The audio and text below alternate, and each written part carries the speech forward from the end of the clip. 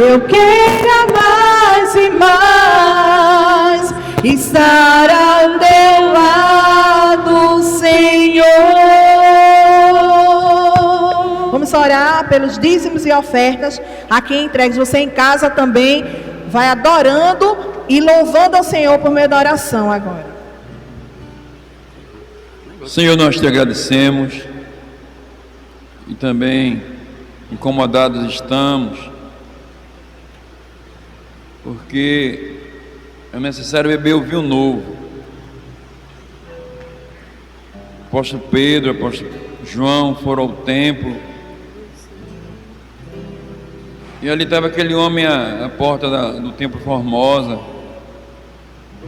Ele não tinha nenhum dinheiro para entregar a ele, que o homem pediu. Mas ele disse: nós não temos prata nem ouro, mas o que temos te damos. Em nome de Jesus, levanta e anda. Eu quero isso para mim, Deus, também. Vê, Deus, também no livro de Atos, que a restra de Pedro curava os enfermos. Vê, Deus, também que o avental do apóstolo Paulo curava os enfermos. A tua palavra é a mesma ontem, hoje e sempre. E também isso deve acontecer conosco. Obrigado por essas ofertas, os dízimos. E se alguém estiver enfermo aqui nesta hora, em nome de Jesus,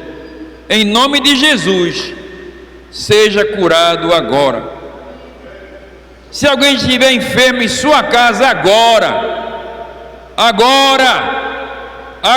em nome de Jesus, seja curado agora.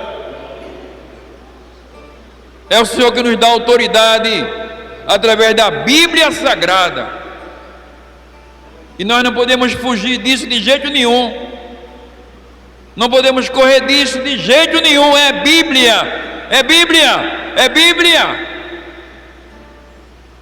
Mais uma vez, Senhor, obrigado pelas ofertas trazidas aqui, em nome de Jesus, amém. Amém, aleluia. Gostaria de compartilhar com você nessa noite. Eu quero primeiro agradecer aos pastores da casa, né? Nosso pastor João da Cruz e a pastora Lita, por essa oportunidade que nos foi dada de trazer a palavra nessa noite. E quero convidar você, né, a observar o tema do mês, que fala sobre prossigamos evangelizando e discipulando os convertidos. E esse tema teve como base Marcos 16, de 14 a 20. E é nessa palavra, nesses versículos que nós vamos decorrer nessa noite. Eu gostaria de convidar você, em nome de Jesus. Nós já oramos e eu creio que você já entendeu que o Espírito Santo já está aqui nesse lugar, se faz presente, e é por isso que Ele move em mim e em você, né? A intensidade é enorme, porque nós sentimos o seu mover, e esse mover vem através das canções, da palavra, do que você está sentindo aí. Quando você está sentado, você sente a presença dele na tua vida. E agora eu convido você para abrir a palavra de Deus em Marcos 16. Marcos 16, versículos de 14 a 20.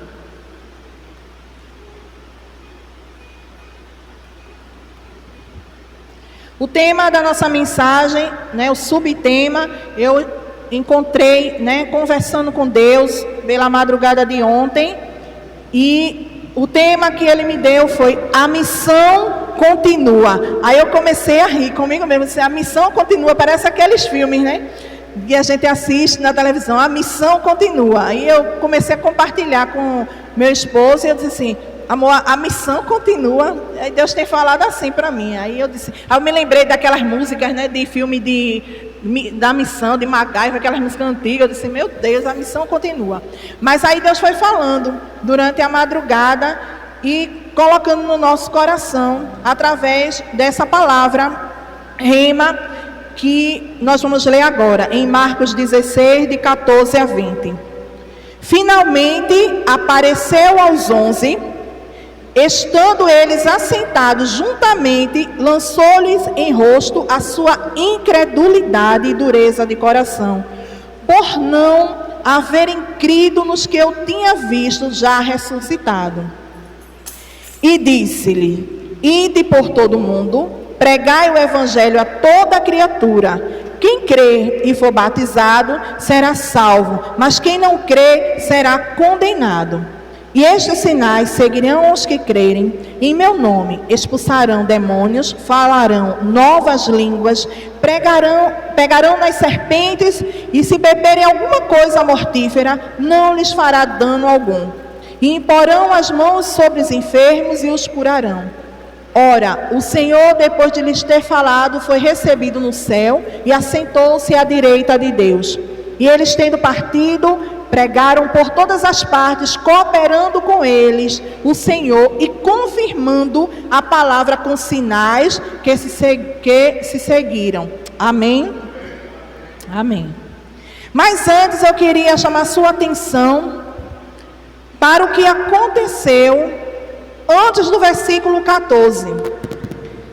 Esse texto, no capítulo 16, ele fala sobre a ressurreição de Jesus. E ele diz que, no versículo 1, ele diz que, passado o sábado, Maria Madalena, Salomé e Maria, mãe de Tiago, compraram aromas e foram ungir o corpo de Jesus lá na sepultura. E aí elas saíram animadas, foram fazer, foram lá prestar essa homenagem carinhosa a Jesus. Mas quando chegaram, antes de chegar, elas já tinham uma dúvida na mente. Elas ficavam se perguntando: quem vai tirar a pedra? Quem é que vai tirar essa pedra? Porque a pedra que fechava o sepulcro era enorme e muito pesada. Então, elas já saíram de lá com uma indagação na mente e no coração: quem tiraria a pedra para que elas pudessem entrar no sepulcro e ali fazer aquela homenagem e colocar o perfume no corpo de Jesus? E elas foram andando, e quando elas olharam para frente, elas perceberam, isso no versículo 4, elas já perceberam que a pedra já tinha sido removida, tinha sido tirada. Primeiro, eu quero que vocês atentem, para os passos que nós vamos dar nessa noite. Primeiro, elas tinham uma interrogação: quem vai tirar a pedra? Eu não sei se acontece com você, muitas vezes, quando nós estamos falando sobre a missão que continua, se muitas vezes já aconteceu comigo, de pensar: como é que eu vou cumprir o ID de Jesus? Como eu vou fazer a missão acontecer? Era uma pedra que tinha na minha mente e eu precisava remover. E eu acredito que muitos de nós já pensaram assim também: como é que eu vou sair para falar para alguém? Como é que eu vou fazer célula? Como é que eu vou fazer o discipulado? Mas adiante, vejam que elas não pararam, mesmo com a dúvida, elas prosseguiram. E é interessante nessas mulheres, ver nessas mulheres, a determinação. Mesmo com interrogações, elas entendiam o propósito que era ir até o túmulo e fazer aquela homenagem. Então, quando chegaram e viram aquela pedra removida, vem uma segunda situação: elas se assustam, ficam assustadas, sem saber o que poderia ter acontecido, se alguém estava lá dentro. E aí vem outra pergunta: quem removeu a pedra? Quem está lá dentro? Muitas vezes na nossa vida, nós passamos a maioria do tempo interrogando as coisas que Deus tem entregue nas nossas mãos. Deus tem propósito na vida de cada um de nós, e o seu propósito maior a ser cumprido é o de evangelizar e pregar. Mas muitas vezes nós paramos um tempo e começamos a interrogar Deus mesmo. ô Senhor, será que é preciso? Será que eu preciso fazer discipulado? Será que eu preciso ser discípulo? Será que eu preciso ir para a célula? Será? E começam as interrogações. E nós precisamos entender que quando Deus concede a cada um de nós um propósito, nós precisamos cumprir esse propósito. Então, vamos adiante. As mulheres chegaram no túmulo, entraram lá no túmulo, e a palavra de Deus diz que, no versículo 5, que existia ali um jovem sentado todo de branco, e que quando elas avistaram aquele jovem, se assustaram, e ele disse, não fiquem com medo. Estou aqui parafraseando, né? Não fiquem com medo. Ele não está mais aqui, ele ressuscitou, né? O Senhor não está mais aqui. Ele fala assim, no versículo 6, não vos assusteis, buscai a Jesus o Nazareno, que foi crucificado, já ressuscitou, não está aqui. Eis aqui o lugar onde o puseram. E aí deu uma prova de que realmente Jesus já tinha ressuscitado. Aí o anjo, que aquele jovem era um anjo, e ele pediu a ela, fez um pedido, vá aos discípulos e a Pedro, e diga para ele que ele vai adiante, ele vai na frente deles, e vai ter um encontro com eles. Mas aí elas saíram correndo, desesperadas, com medo, né? E assombradas, elas temeram e não repassaram assim o que o anjo ali tinha pedido. Eu creio que na nossa vida de cristão, né, no nosso dia a dia, nós nos deparamos com muitas situações, principalmente em relação ao ID. A nossa igreja, ela tem trabalhado com células e com discipulado 1 a 1. E nós percebemos que existe um medo, existe um temor, muitas vezes, das pessoas, de realmente encarar o propósito que Deus já determinou para aquele que é a igreja do Senhor. Infelizmente, ou felizmente, eu posso até falar assim, nós temos que entender que quando Deus traça planos, Ele não vai permitir que nem eu nem você atrapalhe os planos que Ele traçou. Só que os planos de Deus não são, muitas vezes, da maneira que nós queremos. Vai perpassar muitas vezes por dores, por sofrimentos, por perdas. E em alguns momentos nós começamos a entrar em crise. Não gosto dessa maneira que a igreja trabalha, eu não gosto dessa maneira de célula, eu não gosto do líder da célula, eu não gosto. E nós temos que entender que o nosso propósito maior é de cumprir o ID de Jesus, não é de agradar a fulano e a ciclano, mas é de agradar primeiramente a Deus. Esse ID se cumprirá no momento em que, na obediência, honrando o nome do Senhor, nós começamos a dar passos, mesmo quando temos dúvida. Começamos a dar passos em frente ao propósito, firmando os nossos pés, dando passos e dizendo, eu tenho uma dúvida, eu preciso ser ajudado, mas eu quero prosseguir. A missão que o Senhor nos concedeu, ela tem um tamanho, né? Ela é enorme, o propósito dela é tão grandioso, que muitas vezes assusta algumas pessoas. Mas quando nós começamos a amar esse propósito, como aquelas mulheres amavam a Jesus, elas começaram a andar até o sepulcro sem temer, andando com as interrogações, mas sem temer. Mas a palavra de Deus continua dizendo, lá no versículo 9, que Jesus, tendo ressuscitado na manhã do primeiro dia da semana, aí ele vai aparecer para quem? Para Maria Madalena. Aquela pessoa a quem ele tinha expulso os demônios, uma pessoa que para a sociedade era discriminada, né? Alguém poderia olhar para ela assim, uma mulher doente, cheia de demônio, uma mulher que não servia para nada. Mas Jesus vai, porque Jesus sabia o que foi que ele causou na vida daquela mulher. E aí ele aparece no primeiro dia da semana, ele aparece pela primeira vez para Maria Madalena. E aí, no versículo 10, ele diz assim: e partindo ela, anunciou àqueles que tinham estado com ele. Tinha muita gente chorando porque Jesus tinha morrido, mas quando ela chegou para anunciar: olha, Jesus ressuscitou, ele esteve comigo, as pessoas não queriam acreditar. Não quiseram dar crédito, a incredulidade das pessoas sobressaiu. E muitas vezes, eu não sei se vocês podem assim concordar comigo nessa noite, mas eu espero que em nome de Jesus vocês concordem, né?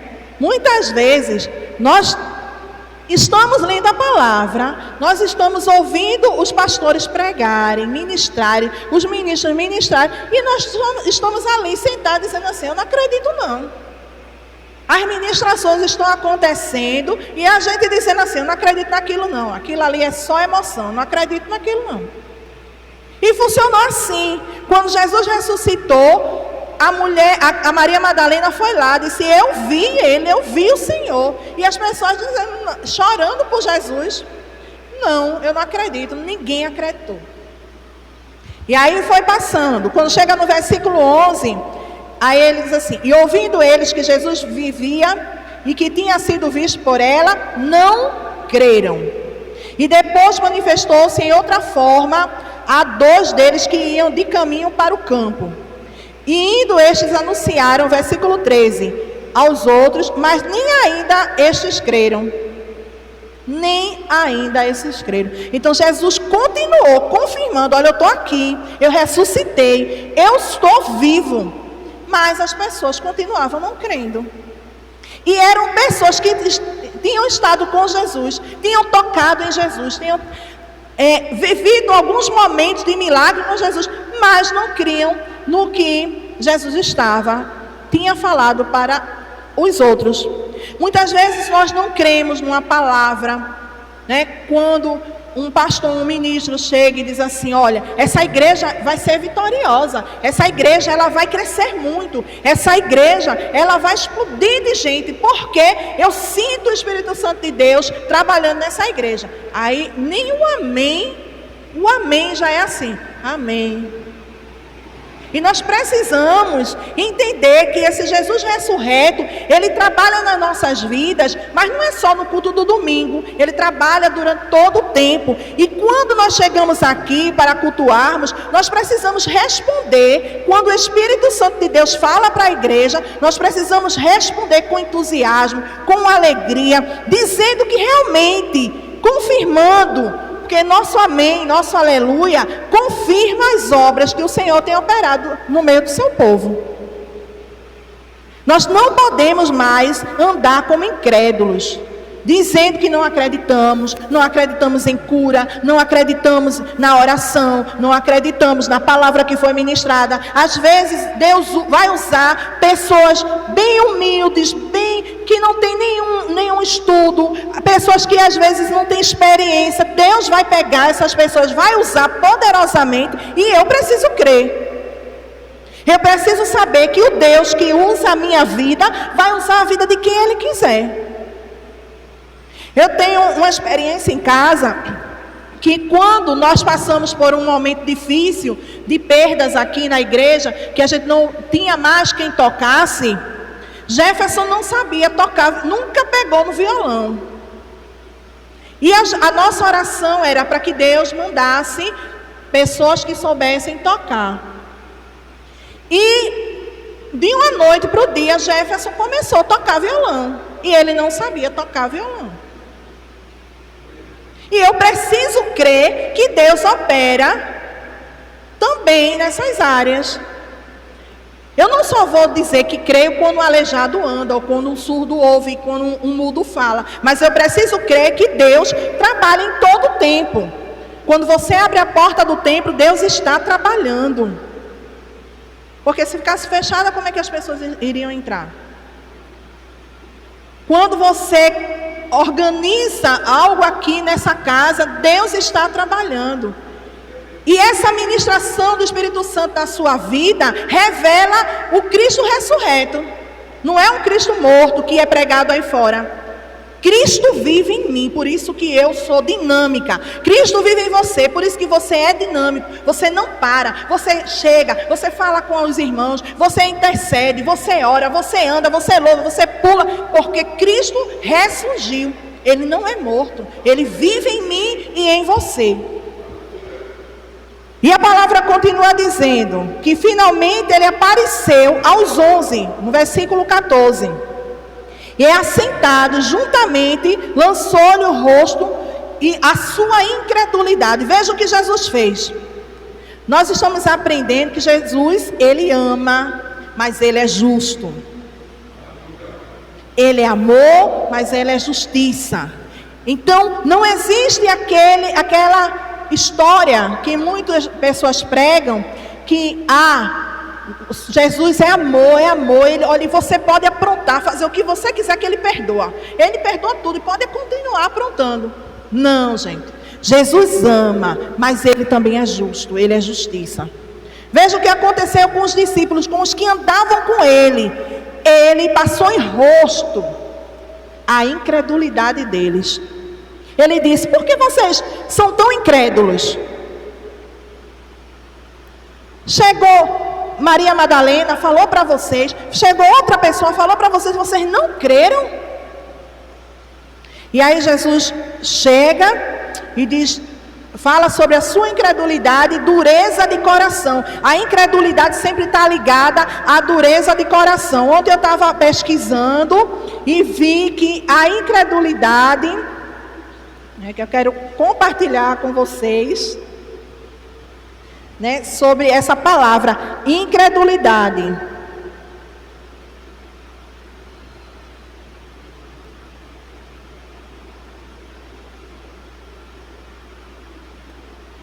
A incredulidade é o estado, a atitude de quem não se deixa convencer. É a ausência da crença. A incredulidade é a atitude de quem não se deixa convencer. Eu não quero aceitar. Eu não aceito. Eu não aceito. E foi assim que aqueles homens, os discípulos, ficaram. Não é possível, não é possível. E muitas vezes nós parecemos assim, como aquele discípulo. Vamos agora, nós agora temos o encontro dos jovens, que vai acontecer sábado e domingo. Você e eu precisamos agir com fé nessa semana e ficarmos certos. E é para todos os solteiros, não é só para os jovens, viu? Todos os solteiros. Ficarmos certos que esse evento acontecerá, esse seminário acontecerá para a glória de Deus. E que eu e você devemos fazer parte desse seminário. E devemos trazer pessoas para ouvir a manifestação do Espírito Santo através da boca daquela pastora que virá ministrar.